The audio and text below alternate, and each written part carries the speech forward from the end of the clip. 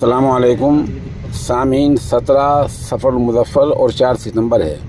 ये वीडियो हम पेश कर रहे हैं। इस वीडियो में बैंक पर तैनात जो पुलिस वाला मुस्लिम खातून से बात कर रहा है वो सुनने काबिल है, और ख़ास तौर पर हमारी मिली जमातों को कि वो ऐसे मामलात को ऊंची सतह पर क्यों नहीं उठाते हैं और क्यों इन लोगों को जवाबदेह नहीं बनाते हैं। पुलिस वाला कह रहा है पहले बुर्का उतारो, उसके बाद बैंक में अंदर आने दिया जाएगा।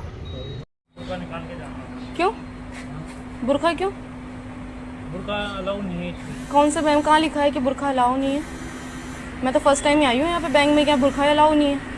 कहाँ अलाउ नहीं है बुर्का? ये मतलब बुर्का अलाउ नहीं है मैडम। ऐसा कहाँ लिखा हुआ है? मुझे आप बता दीजिए कि बुर्का अलाउ नहीं है। हमारे को जो गाइडलाइन मिलती है उसकी हिसाब से। तो कौन सी गाइडलाइन है? मुझे आप गाइडलाइन दिखा दीजिए ना, कौन सी गाइडलाइन है कि कहाँ बुर्का अलाउ नहीं है, मुझे ये बता दीजिए आप एक बार।